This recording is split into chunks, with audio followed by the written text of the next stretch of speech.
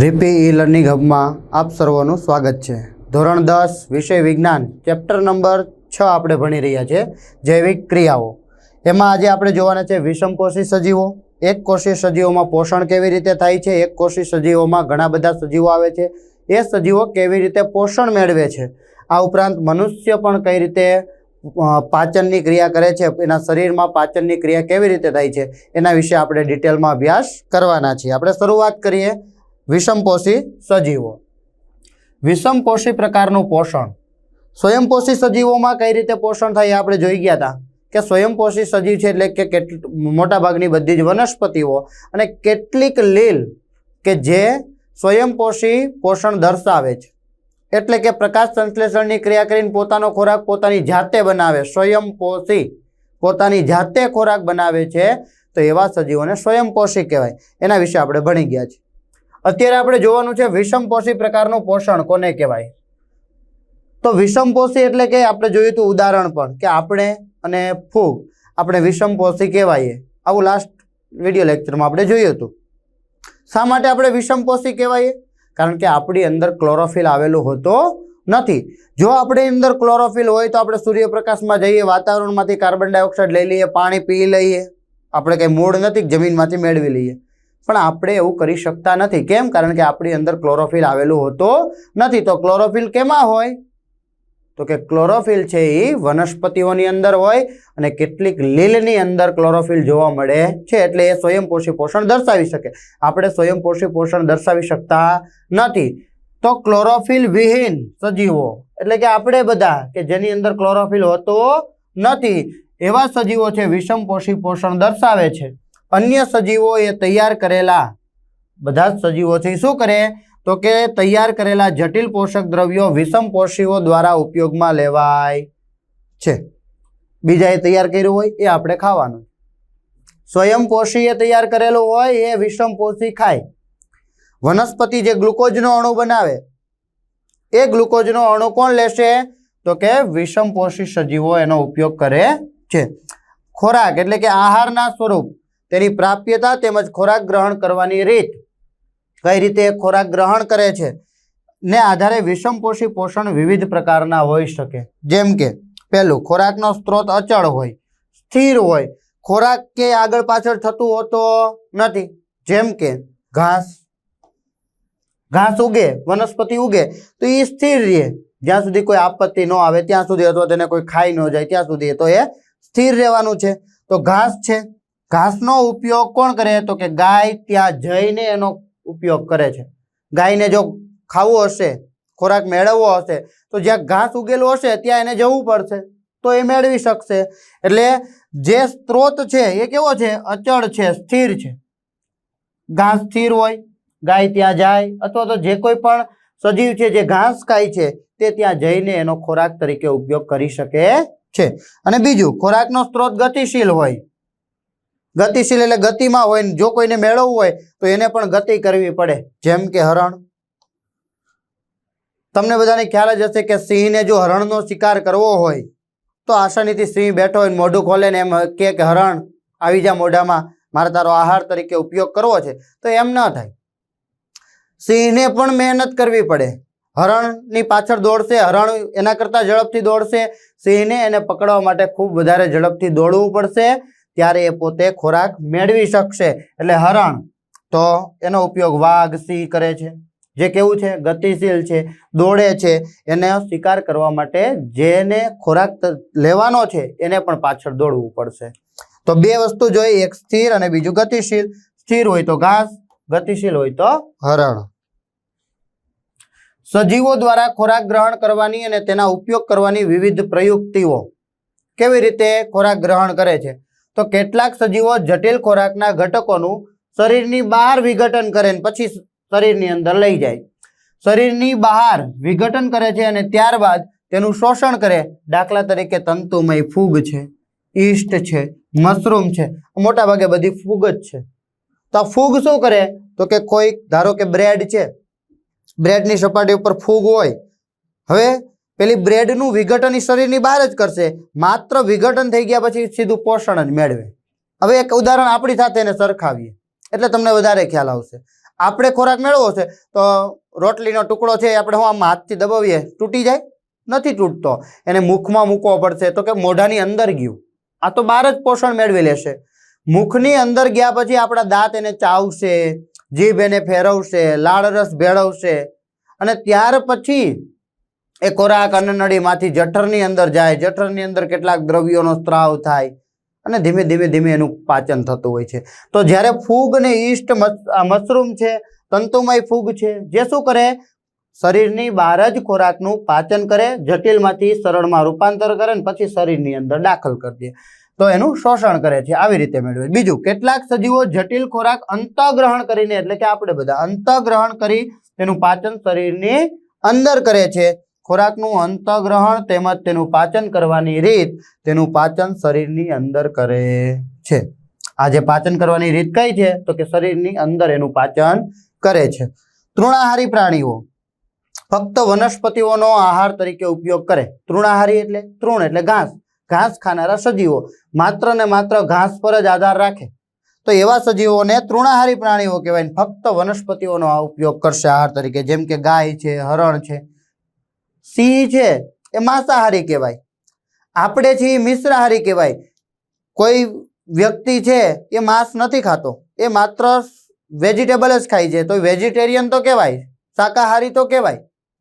પણ ખાલી એક માણસ કે અમુક સમૂહ છે એને ધ્યાનમાં રાખી શકાય નહીં. આખા વિશ્વની વાત કરીએ તો તમને બધાને ખબર જ છે કે ચાઇનાવાળા છે એના ઘણા બધા વિડીયો જ્યારે કોરોના વખતે આવ્યો કે પ્રાણીઓને ગમે તેમ કરીને ખાઈ જતા હતા. તો આપણે એ માણસ છે ને આપણે માણસ છીએ. તો આખો માણસનો સમુદાય લઈએ, મનુષ્ય લઈએ તો શું થાય? તો કે આપણે શાકાહારી છીએ, એ માંસાહારી ને શાક પણ ખાય છે, લીલી વનસ્પતિઓ પણ ખાય છે. તો આપણે મિશ્રાહારીઓ કહેવાય. એવું નથી કે બહાર જ ખાલી ચાઇનાની જ વાત નથી કરતો. આખા વિશ્વની અંદર જેટલા પણ મનુષ્ય છે એમાંથી ઘણા બધા મનુષ્યો છે જે માંસાહાર પણ લેતા હોય છે અને શાકાહાર પણ લેતા હોય છે. તો આપણે બધા મિશ્રાહારીઓ કહેવાય. જ્યારે તૃણાહારીઓ તો ફક્ત ને ફક્ત વનસ્પતિનો ઉપયોગ કરતા હોય. તો ગાય, હરણ છે. માંસાહારીઓ અન્ય પ્રાણીઓનો આહાર તરીકે ઉપયોગ કરે છે. સિંહ શું કરે? હરણનો ઉપયોગ કરે, ગાયનો ઉપયોગ કરે, ભેંસનો ઉપયોગ કરે. ગામડાઓમાં રહેતા હોય તો ખ્યાલ હશે કે ગામડામાં કોઈ ભેંસને મારી નાખી, ગાયને મારી નાખી, કોઈ નાના વાછડાને મારી નાખ્યો, બળદને મારી નાખ્યો, બકરીને મારી નાખ્યું. તો એક જે પ્રાણી છે એ અન્ય પ્રાણીનો શિકાર કરીને ખાય તો એને માંસાહારી પ્રાણીઓ કહેવાય. તો માંસાહારીઓ અન્ય પ્રાણીઓનો આહાર તરીકે ઉપયોગ કરે છે. જેમ કે વાઘ, સિંહ, આ પ્રાણીઓ છે અન્ય પ્રાણીઓનો ઉપયોગ કરતા હોય છે ખોરાક તરીકે. મિશ્રાહારીઓ બંને ખાય. પેલું હતું તૃણાહારી, બીજું હતું માંસાહારી. પણ આ બંને જો ખાતા હોય તો એને કહેવાય મિશ્રાહારી પ્રાણીઓ. તો મિશ્રાહારી પ્રાણીઓ જે વનસ્પતિઓ અને તેમના ઉત્પાદનો તેમજ અન્ય પ્રાણીઓનો અને તેમના ઉત્પાદનોનો ઉપયોગ કરે છે. એટલે કે વનસ્પતિઓ, બધી જ પ્રકારની વનસ્પતિઓમાંથી કોઈ ને કોઈ વનસ્પતિ તો ખાતો જ હોય. આ ઉપરાંત અન્ય પ્રાણીઓ અને એના દ્વારા ઉત્પન્ન થતા જે પ્રાણીઓ હોય તો એ પણ ખાતો હોય તો એને કહેવાય મિશ્રાહારી. વંદો છે, મનુષ્ય છે વગેરે જે પ્રાણીઓ છે જે મિશ્રાહારીઓ કહેવાય.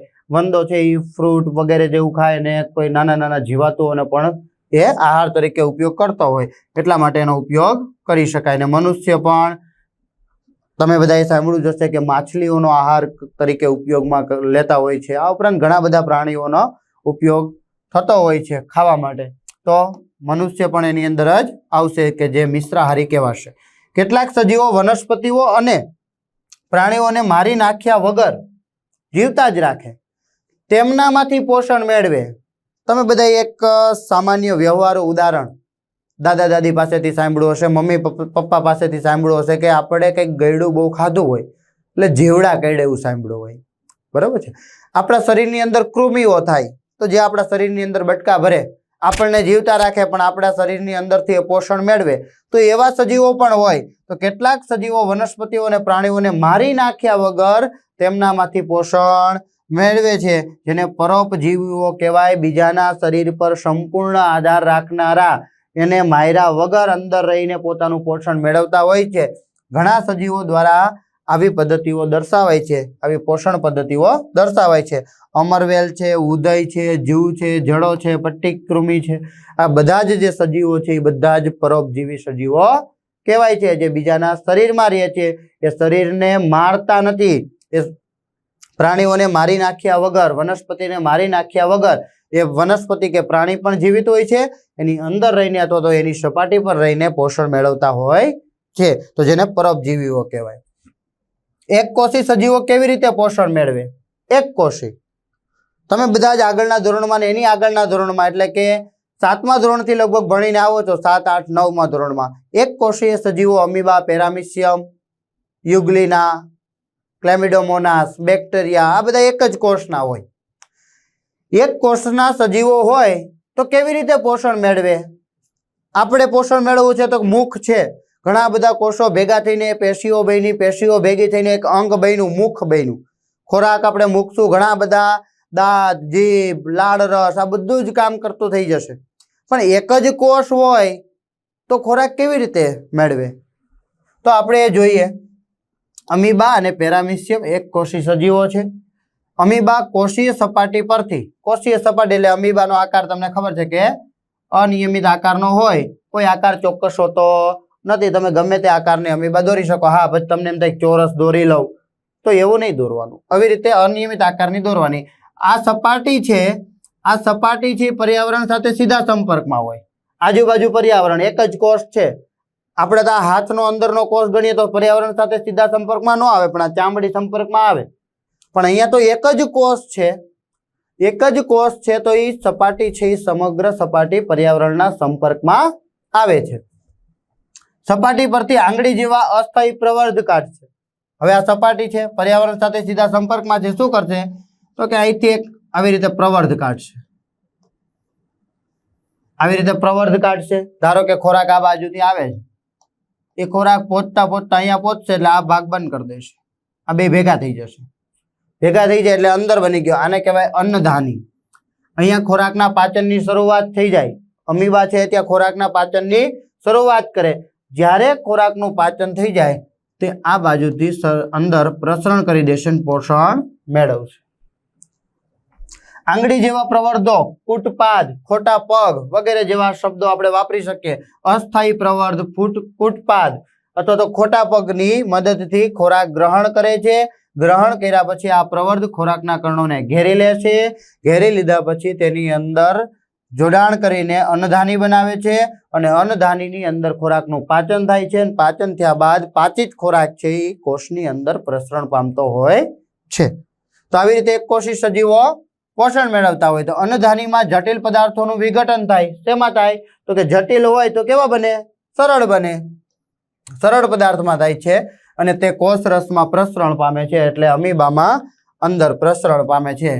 જટિલ હશે એ જટિલનું સરળમાં રૂપાંતર થઈ જશે અને આની અંદર પ્રસરણ પામશે. વધેલા અપાચિત દ્રવ્યો કોષની સપાટી તરફ ગતિ કરે, એટલે કે ફરીથી પાછી એને જે અમીબા હતી એ અમીબાની બીજી બાજુએ જાય. ફરીથી જોઈએ આપણે, ધારો કે આની અંદર અપાચિત ખોરાક રહ્યો, હવે જેનું જરૂરિયાત નથી તો એ પાછો આ બાજુ આવશે ને અહીંથી શરીરની બહાર નીકળી જશે. અહીંથી શરીરની બહાર નીકળી જશે. અથવા તો જો એ કોષની અંદર જતો રહ્યો તો એ સપાટી છે એક જ કોષની છે તો ગમે ત્યાંથી બહાર નીકળી જશે. કોષની સપાટી તરફ ગતિ કરે છે અને કોષમાંથી બહાર નિકાલ પામે છે. પેરામિશિયમ, ચપ્પલના તળિયા જેવા આકારનું જે પ્રાણી છે એક કોષીય સજીવ પેરામિશિયમ કે જેની સપાટી ઉપર પક્ષમો આવેલા છે. અમીબામાં ગમે તે બાજુથી કૂટપાદ નીકળે, ખોટા પગ બહાર નીકળે, પણ પેરામિશિયમ છે એમાં ખોરાક ગ્રહણ કરવા માટે, ખોરાકનું ગ્રહણ કરે છે એના માટે એક ચોક્કસ ભાગ આવેલો હોય છે. તો એ ભાગ સુધી ખોરાકને લઈ જવા માટે શરીરની ફરતી બાજુએ પક્ષમો હોય છે. પક્ષમો એટલે તાતણા જેવી રચના હોય છે. એ રચના પાસે જ્યારે ખોરાક પહોંચે ત્યારે તેનું પ્રચલન કરવા માટે, ખોરાકને બીજી જગ્યાએ લઈ જવા માટે, જ્યાંથી તે ખોરાક ગ્રહણ કરવાનું છે ત્યાં સુધી લઈ જવા માટે પેલા પક્ષમો છે મદદરૂપ થશે. પેલા જે મુખ જેવો ભાગ, મુખ કહી શકીએ નહીં પણ ત્યાંથી ખોરાક અંદર જવાનો છે ત્યાં લઈ જાય પછી ખોરાક અંદર જતો રહે. અંદર જતો રહે એટલે અન્નધાની બનાવે. અન્નધાનીની અંદર જટિલ ખોરાક હશે એનું સરળમાં રૂપાંતર થાય. સરળમાં રૂપાંતર થયા બાદ તે કોષમાં પ્રસરણ પામતો હોય છે. આવી રીતે પોષણ મેળવતું હોય છે. કોષનો નિશ્ચિત આકાર ધરાવતું એક કોષીય સજીવ છે ચપ્પલના તળિયા જેવો આકાર. તે એક વિશિષ્ટ સ્થાન દ્વારા જ ખોરાક ગ્રહણ કરી શકે. અમીબાની જેમ ગમે ત્યાંથી કૂટપાદ બહાર કાઢે અને ખોરાકને ઘેરી લે એવું થતું નથી. ખોરાક ગ્રહણ કરી શકે છે। પક્ષમોની ગતિ દ્વારા ખોરાક આ સ્થાન સુધી પહોંચે છે। પક્ષમો કોષની સંપૂર્ણ સપાટીને ઢાંકી દે છે, એટલે સંપૂર્ણ સપાટી પર શું આવેલું હોય છે? પક્ષમો આવેલા હોય છે। પાચન નળી કે પાચન ગુહા એટલે શું? મનુષ્યની પાચન નળીની નામ નિર્દેશન વાળી આકૃતિ ધોરણ 10 બોર્ડની અંદર ઘણી બધી આકૃતિઓ પૂછાતી હોય છે। અહીંયા પાચન માર્ગની આકૃતિ છે। સૌપ્રથમ મુખ, સૌપ્રથમ મુખ, મુખની અંદર ખોરાક જાય છે એટલે જાય છે અન્નનળીની અંદર, અન્નનળીમાંથી થઈને જાય છે જઠરમાં, જઠરમાંથી જાય છે નાના આંતરડામાં, નાના આંતરડામાંથી જાય છે મોટા આંતરડામાં, અને મોટા આંતરડામાંથી જ્યારે અંતમાં મળદ્વાર દ્વારા શરીરની બહાર નીકળતો હોય છે। આ એક માર્ગ છે, પણ આ માર્ગને તમારે વિસ્તૃતમાં વર્ણવવાના છે। આ ઉપરાંત આ નામ નિર્દેશન વાળી આકૃતિ પણ દોરવાની છે। મુખથી મળદ્વાર, મુખથી મળદ્વાર એટલે કે મોઢાથી લઈને મળદ્વાર સુધી લંબાયેલી લાંબી નળીને પાચન નળી કે પાચન ગુહા કહે છે। આપણા શરીરમાં પ્રવેશતા ખોરાકનું શું થાય છે? તો આપણે વિવિધ પ્રકારનો ખોરાક ખાઈએ છીએ, મિશ્રાહારી સજીવો છીએ, એટલે વિવિધ પ્રકારનો ખોરાક ખાઈએ છીએ। આ ખોરાક પાચન માર્ગમાં પસાર થાય ત્યારે નૈસર્ગિક રીતે નાના કણોમાં રૂપાંતર થવાની ક્રિયા થાય છે। નૈસર્ગિક રીતે એટલે તમે જ્યારે પણ મુખની અંદર કોળીઓ મૂકો છો ડાયરેક્ટ ગળી નથી જતા, મોઢામાં મૂકશો એટલે દાંત પોતાનું કામ ચાલુ જ કરી દેશે ચાવવાનું। તો મુખમાં પાચન, મુખમાં દાંત વડે ખોરાક ચવાતા નાના નાના ટુકડાઓમાં રૂપાંતર થાય છે। નાના નાના ટુકડામાં રૂપાંતર થઈને ખોરાક સાથે સાથે લાળ ગ્રંથિમાંથી સ્ત્રવતો લાળ રસ એ ખોરાકને પોચો બનાવે છે। જીભ છે એ ખોરાકને વલોવશે, ભેગો કરશે લાળ રસ સાથે, ભેગો કરતા દાંત છે એ એને નાના નાના ટુકડાઓમાં વિભાજિત કરશે। ખોરાક પોચો અને ભીનો બને છે લાળ રસથી। લાળ રસીય એમાઇલેજ ઉત્સેચક છે, લાળ રસીય એમાઇલેજ ઉત્સેચક છે। એક માર્ક માટે અગત્યનો પ્રશ્ન કે જ્યારે ખોરાક ખાઈએ છીએ ત્યારે ખોરાકના પાચનની શરૂઆત ક્યાંથી થાય છે? મુખથી થાય છે। ખોરાકમાં જે મુખમાં પાચન થાય છે એ પાચનની શરૂઆત કોણ કરે છે?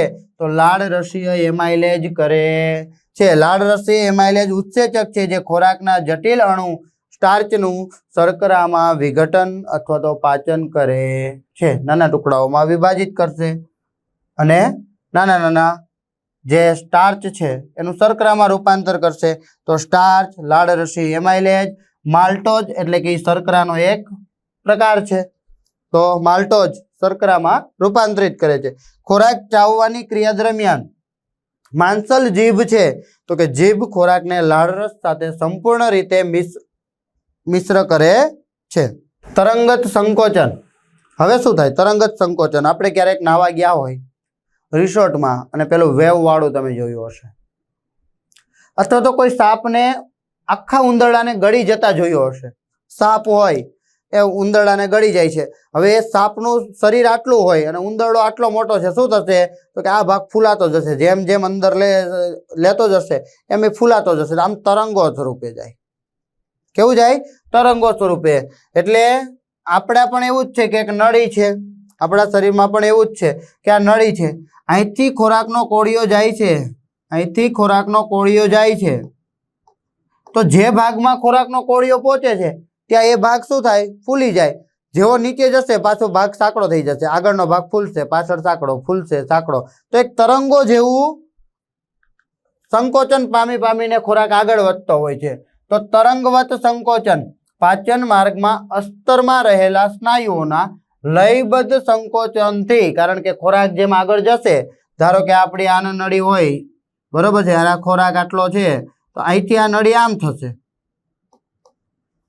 હવે જેમ આગળ જશે ધારો કે ખોરાક અહીંયા પહોંચશે તો અહીંથી આવી રીતે જશે, અહીંથી આવી રીતે જશે, તો આવી રીતે તરંગત સંકોચન થાય છે।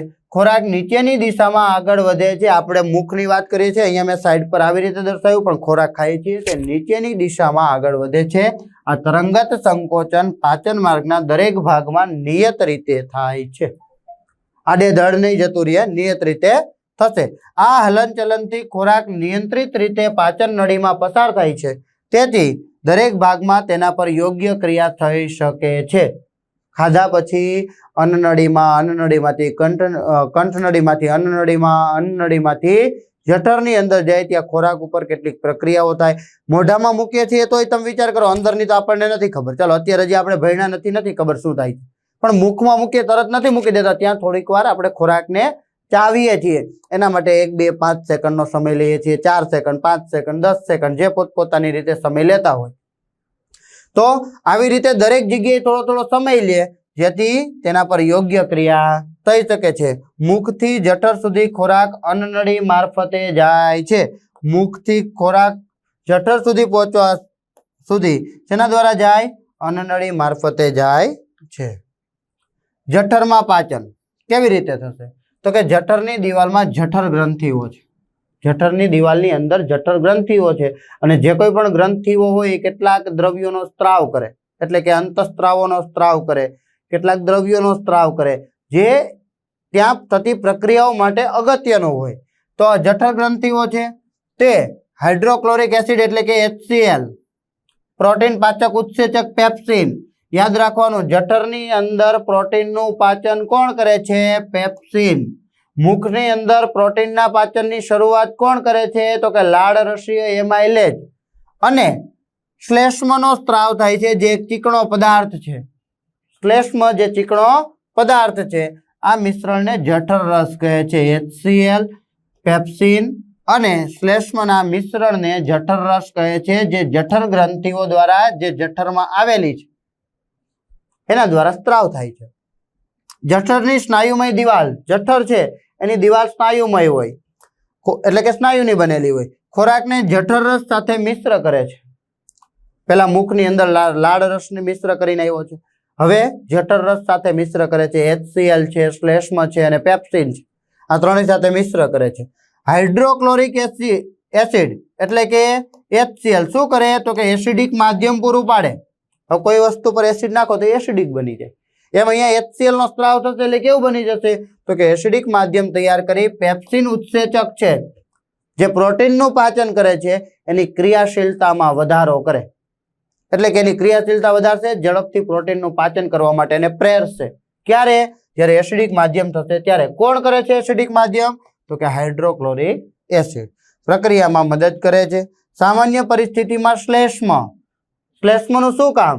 તો કે જઠરના આંતરિક અસ્તરને, જઠરની દિવાલ હોય એની અંદરની દિવાલ છે કે જ્યાં HCl એસિડ નાખીએ તો બળતરા થાય.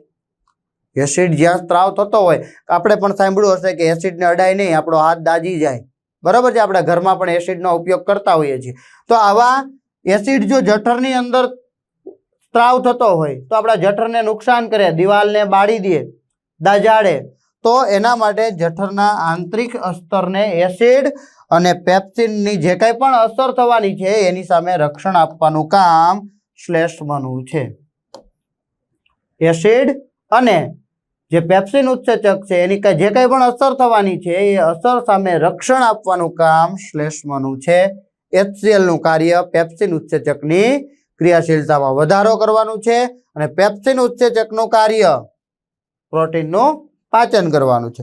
જઠરમાંથી ખોરાકનો નાના આંતરડામાં પ્રવેશ મુદ્રિકા સ્નાયુ વડે થાય છે.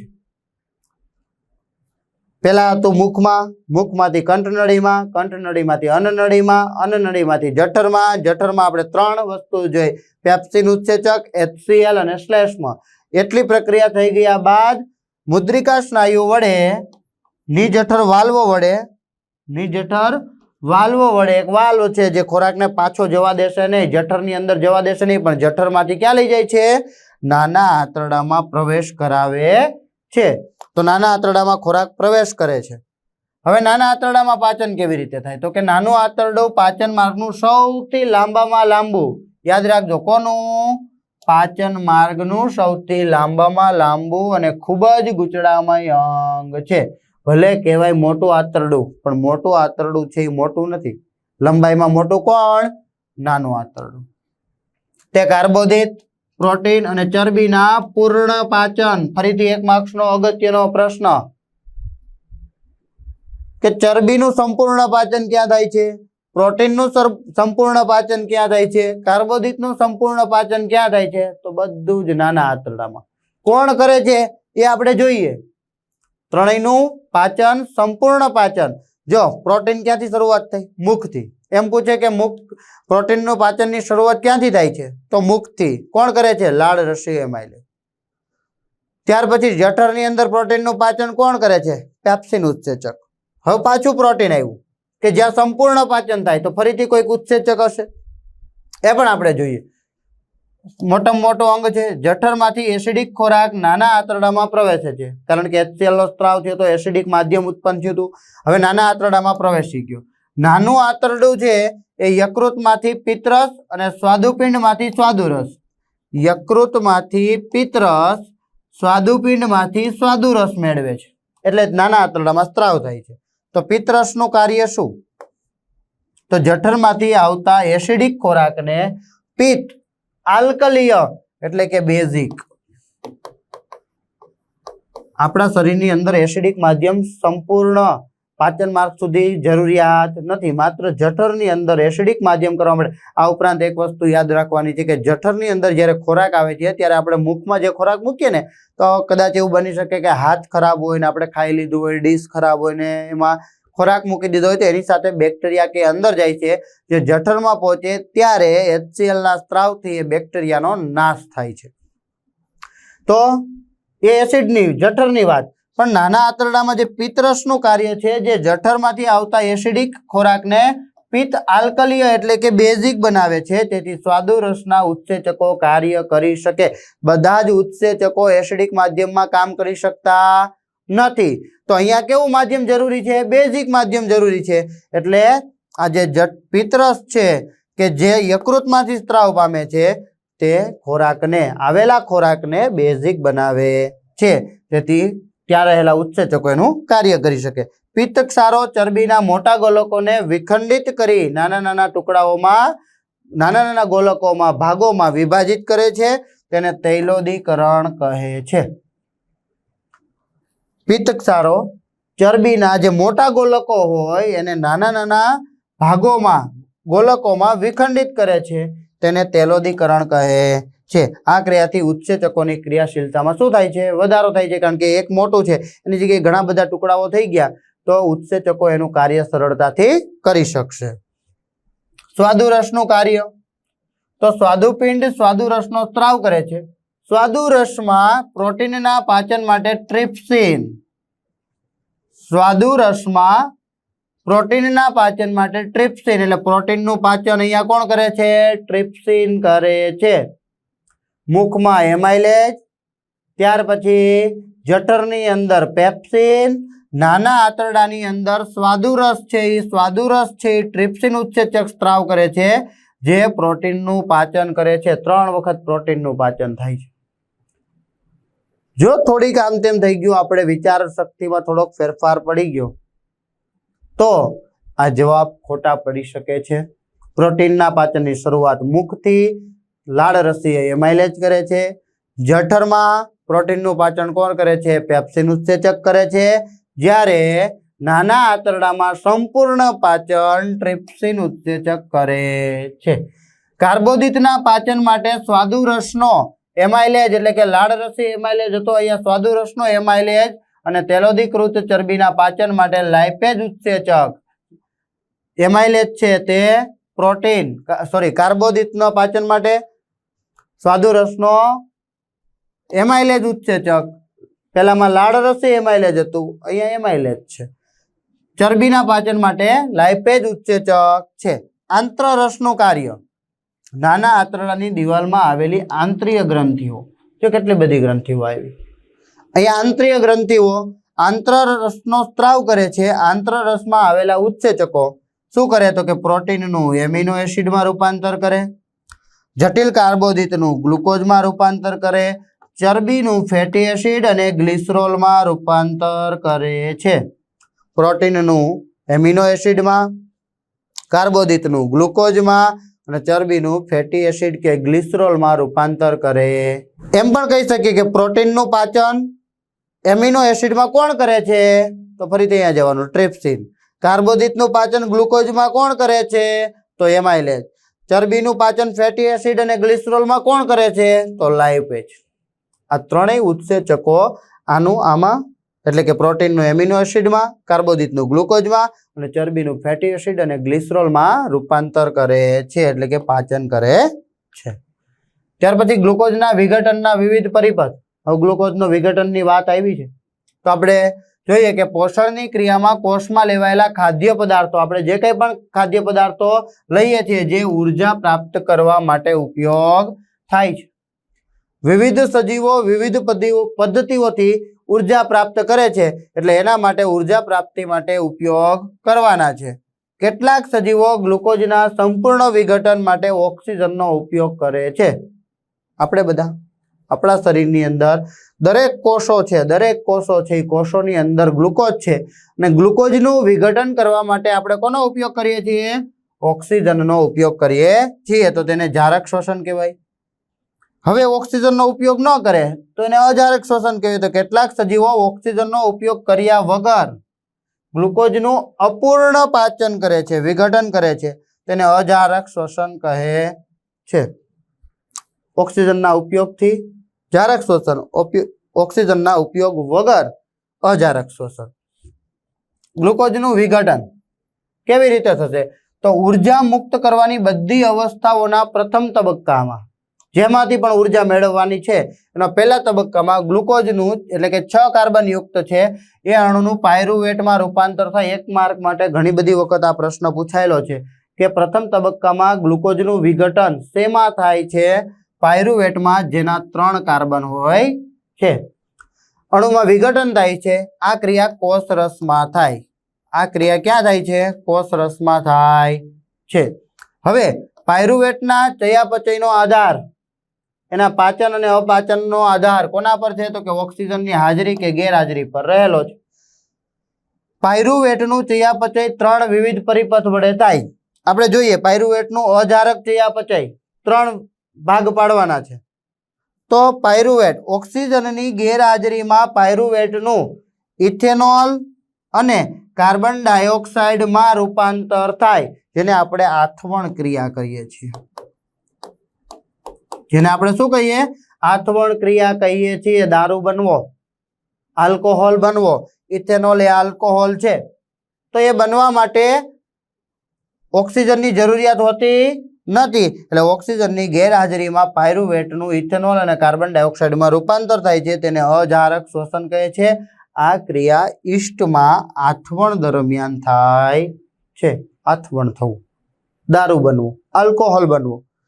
જ્યારે આપણી સ્નાયુ પેશીમાં, ધારો કે 5-7 માળની બિલ્ડિંગ છે અને આપણે કન્ટિન્યુ એક જ શ્વાસ લઈને ફટાફટ ઊભું રહ્યા વગર, ક્યાંય રોકાયા વગર આપણે ચડી જવું છે 7 માળ, અથવા તો 13 માળની બિલ્ડિંગ છે. હાલના સમયમાં 13 માળની બિલ્ડિંગ ઘણી બધી જોવા મળે. તો નીચેથી 13મા માળ સુધી પહોંચવું છે ને એક જ શ્વાસમાં પહોંચવું છે, દોડીને ચડી જઈએ છીએ. શું થશે? ત્યાં પહોંચીશું એટલે આપણને થોડોક પગમાં દુખાવો થશે, પગ જકડાઈ ગયા હોય એવું લાગશે. તો શું કામ એવું થાય?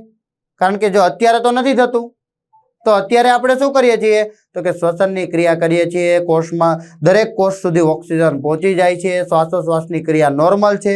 પણ ત્યારે શું થશે? તો કે તમે દોડો છો, તમારે પુષ્કળ ઉર્જાની જરૂરિયાત છે, પણ ઓક્સિજનની હાજરીમાં ગ્લુકોઝનું વિઘટન થવું જોઈએ.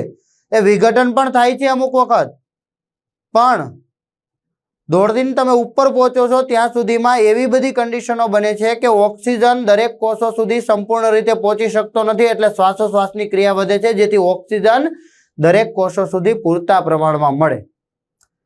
હવે ઓક્સિજન પૂરતા પ્રમાણમાં દરેક કોષો સુધી તો પહોંચ્યો નથી, શ્વાસોશ્વાસની ક્રિયા વધી ગઈ, પણ એ સમયે આપણા શરીરમાં અજારક શોષણ થઈ જાય. અજારક શોષણ એટલે શું? તો કે ઓક્સિજનની ગેરહાજરીમાં પણ આપણને ઉર્જા મળે. તો કઈ રીતે? તો કે અજારક શોષણ છે આ નીચે જ્યારે આપણી સ્નાયુ પેશીમાં, સ્નાયુઓ જકડાઈ જાય એમ કહીએ, સ્નાયુ પેશીમાં ઓક્સિજનનો અભાવ કે ઓછું પ્રમાણ હોય ત્યારે પાયરુવેટનું લેક્ટિક એસિડમાં રૂપાંતર થઈ જાય, 3 કાર્બન યુક્તમાં રૂપાંતર થઈ જાય છે. હવે લેક્ટિક એસિડ થી આપણા સ્નાયુઓને જકડી દે. તો તમે અનુભવ કર્યો હશે કે અમુક સમય જાય પછી એ લેક્ટિક પગના જે સ્નાયુઓ જકડાઈ ગયા હોય એ પાછા વ્યવસ્થિત થઈ જાય, દુખાવો થોડો ઓછો થઈ જાય, પછી બિલકુલ જતો રહે. તો એવું કેમ થાય? તો કે આપણી દોડી દોડીને થાકી ગયા હતા, શ્વાસોશ્વાસની ક્રિયા વધારે હતી. હવે ધીમે ધીમે ધીમે ધીમે 5 મિનિટ 10 મિનિટ, બહુ 10 મિનિટથી વધારે તો નહીં જ થાય, પછી ધીમે ધીમે શ્વાસોશ્વાસની ક્રિયા નોર્મલ થશે. નોર્મલ થશે પછી શું થશે? તો કે પેલું જે લેક્ટિક એસિડ બન્યો હતો 3 કાર્બન વાળો, એનું પાછું વિઘટન થાય, ફરીથી કાર્બન ડાયોક્સાઇડ વાયુમાં રૂપાંતર થઈ જાય, શરીરમાં પાણી મુક્ત થાય, કાર્બન ડાયોક્સાઇડ વાયુ મુક્ત થાય, એટલે પેલું લેક્ટિક એસિડમાંથી વિઘટન થઈને કાર્બન ડાયોક્સાઇડ વાયુ બની જાય, એટલે ફરીથી આપણા સ્નાયુઓમાં રાહત થઈ જાય છે. તો આવી ક્રિયા થતી હોય છે. એટલે આપણા શરીરની અંદર 2 ક્રિયાઓ થાય, જારક અને અજારક. આ તો ઈસ્ટમાં છે. અહીંયા આપણે જોયું અજારક શ્વસન, હવે જોઈએ જારક શ્વસન. જો ગ્લુકોઝ 6 કાર્બન વાળો કોષ રસમાં પાયરુવેટ બની ગયો 3 અણુ વાળો, 3 કાર્બન વાળો. હવે ઓક્સિજનની ગેરહાજરીમાં ઈસ્ટમાં પ્રક્રિયા થઈ છે. આ શેમાં થાય છે? તો કે કોષ રસમાં થાય છે. અહીંયા ઈસ્ટમાં પ્રક્રિયા થઈ, આથવણની ક્રિયા દ્વારા ઇથેનોલ, કાર્બન ડાયોક્સાઇડ વાયુ બન્યો, ઉર્જા મુક્ત થઈ, આલ્કોહોલ બની ગયો, ઇથેનોલ બની ગયું. અજારક છે. હવે ઓક્સિજનના અભાવે આપણી સ્નાયુ પેશીમાં પ્રક્રિયા થાય છે, લેક્ટિક એસિડ બની જાય છે અને આપણને ઉર્જા મળી, ઉપર સુધી પહોંચવા માટેની શક્તિ મળી, 13 માળ ચડી ગયા આપણે, જે 3 કાર્બન વાળો હતો. અહીંયા ઓક્સિજનની હાજરીમાં પ્રક્રિયા થાય, પાયરુવેટ અણુ છે એનું વિઘટન થાય ઓક્સિજનની હાજરીમાં. ક્યાં થાય? કણાભ સૂત્રમાં થાય. આપણા કોષનું શક્તિગર પાવર હાઉસ આપણે એવું ભણી ગયા છીએ થિયરી, એ કણાભ સૂત્રની અંદર આ પ્રક્રિયા થાય અને કાર્બન ડાયોક્સાઇડ વાયુ મુક્ત થાય, પાણી મુક્ત થાય અને આપણને પૂરતા પ્રમાણમાં ઉર્જા મળતી હોય છે. એટલે અત્યારે આપણે નોર્મલી ચાલી શકીએ છીએ, બોલી શકીએ છીએ, સાંભળી શકીએ છીએ, જોઈ શકીએ છીએ. આ દરેક ક્રિયામાં આપણને ઉર્જા છે ક્યાંથી મળતી હોય છે? તો કે આ પ્રક્રિયા દ્વારા મળતું હોય છે. ખ્યાલ આવે છે? ઓકે. પાયરુવેટનું જારક ચયાપચય, તો કે 3 કાર્બન ધરાવતો પાયરુવેટ અણુ છે. પાયરુવેટ છે કેટલા કાર્બન ધરાવે છે? 3. ગ્લુકોઝનો અણુ છે કેટલા કાર્બન ધરાવે છે? તો કે 6. ઓક્સિજનની હાજરીમાં 3 અણુ કાર્બન ડાયોક્સાઇડ અને પાણીમાં વિઘટન પામે છે, જેને જારક શ્વસન કહે છે. કાર્બન ડાયોક્સાઇડ અને પાણીમાં રૂપાંતર પામે છે. એટલે અત્યારની ક્રિયા આપણા શરીરની અંદર પાણી મુક્ત થતું હોય, કાર્બન ડાયોક્સાઇડ ઉચ્છ્વાસ દ્વારા શરીરની બહાર નીકળતો હોય ને આપણને શક્તિ મળતી હોય છે, આપણે ઊભા રહી શકીએ છીએ, સાંભળી શકીએ છીએ, બોલી શકીએ છીએ. આ બધી જ ક્રિયાઓ કરવા માટે આપણે જારક શ્વસન કરતા હોઈએ છીએ. ઓક્સિજનનો ઉપયોગ કરી પાયરુવેટનું વિઘટન કણાભ સૂત્રોમાં થાય છે. એટલે કે ઓક્સિજન શ્વાસોશ્વાસમાં લઈએ એ કણાભ સૂત્રમાં જાય, પાયરુવેટને તોડે, ગ્લુકોઝને તોડે, પાયરુવેટને તોડે અને આપણને ઉર્જા મળતી હોય છે. અજારક શ્વસનની તુલનામાં જારક શ્વસનમાં ખૂબ જ વધારે ઉર્જા મુક્ત થાય. ઓક્સિજનની ગેરહાજરી હોય તો ઉર્જા આપણને મળી તો ગઈ, પણ એ થોડી ઘણી મળી, જરૂરિયાત હતી એટલી મળી. પણ જારક શ્વસન હોય તો આપણને પુષ્કળ પ્રમાણમાં ઉર્જા મળતી હોય છે. કોષીય શ્વસન દ્વારા મુક્ત થતી ઉર્જા કયા સ્વરૂપમાં હોય? એટીપી. ગઈકાલે આપણે ફૂલ ફોર્મ જોયું હતું. શું થાય? Adenosine triphosphate. Adenosine triphosphate. Adenosine triphosphate. Adenosine triphosphate અણુના સંશ્લેષણમાં ઉપયોગમાં લેવામાં આવે છે. અજારક શ્વસન તો કેટલાક બેક્ટેરિયા, યીસ્ટ, અન્ય ફૂગ છે, કેટલાક અંતઃપરજીવો છે કે જે શરીરની અંદર રહીને પોષણ મેળવતા હોય, સંપૂર્ણ બીજા પર આધાર રાખતા હોય, એવા અંતઃપરજીવીઓ અને કસરત દરમિયાન, આપણે તો 13 માળ ચડવાનું ઉદાહરણ લીધું તો અહીંયા કીધું છે કે કસરત દરમિયાન પ્રાણીઓના સ્નાયુઓમાં ગ્લુકોઝમાંથી ઉર્જા મુક્ત કરવાની ક્રિયા ઓક્સિજનની ગેરહાજરીમાં થાય છે કસરત દરમિયાન. બરોબર છે? જીમ જોઈન કરે પહેલી વખત ને બહુ ઉત્સાહમાં બહુ કસરત કરી લે, પછી બીજા દિવસે રજા પાડવી પડે. કેમ?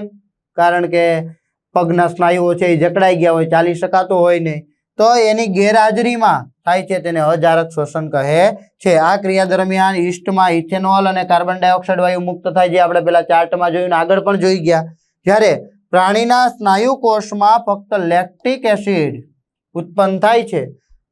લેક્ટિક એસિડ ક્યારે થાય? આપણા સ્નાયુઓમાં. તમને કીધું એમ સ્નાયુઓ જકડાઈ જવાનું. બંને કિસ્સામાં ગ્લુકોઝના અણુનું અપૂર્ણ ઓક્સિડેશન થાય છે અને ખૂબ જ ઓછી ઉર્જા મુક્ત થાય. આપણે જે શ્વાસોશ્વાસ ક્રિયા કરીએ છીએ અને ઓક્સિજન મળે છે, આપણને આપણા શરીરને પૂરતી ઉર્જા મળે છે, એ ઓક્સિજન મળે તો જ શક્ય છે. પણ ઓક્સિજનની ગેરહાજરીમાં ઉર્જા કેવી મળે છે? ઓછી ઉર્જા મળે છે, જેને આપણે અજારક શ્વસન કહીએ છીએ. આ ક્રિયાના સમીકરણ આપણે જોઈએ તો 6 કાર્બન વાળો ગ્લુકોઝ છે, કોષરસમાં પ્રક્રિયા થાય. ઓક્સિજનનો ઉપયોગ થતો નથી, કારણ કે અજારક શ્વસનની પ્રક્રિયા જોઈએ છીએ ઈસ્ટમાં તો 2 પાયરુવેટના અણુઓ બને છે. એક પાયરુવેટમાં કેટલા કાર્બન હોય છે? 3 કાર્બન હોય છે. આથવણની ક્રિયા થાય, ઓક્સિજનની ગેરહાજરી હોય, શું બને? ઇથેનોલ. દારૂ બનાવવા માટે આ ક્રિયાનો ઉપયોગ થતો હોય છે. બીજું, પ્રાણીના સ્નાયુ કોષોમાં એટલે કે સ્નાયુ પેશીની અંદર ગ્લુકોઝનું આ 2 તબક્કા સમાન આવશે.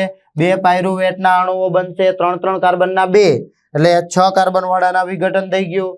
હવે ઓક્સિજનનો અભાવ, ઓક્સિજનની ગેરહાજરી, શું બને? તો કે લેક્ટિક એસિડ ઉત્પન્ન થાય. જે લેક્ટિક એસિડ ઉત્પન્ન થાય છે, જે સ્નાયુઓને જકડી દે છે. આ જારક અને અજારક શ્વસન પણ આપણે જોઈ ગયા. આશા કરું છું કે તમને આ બધું વ્યવસ્થિત સમજાઈ જતું હશે. ફરી વખત આવતા વિડીયો લેક્ચરમાં ફરી મળીએ. Thank you.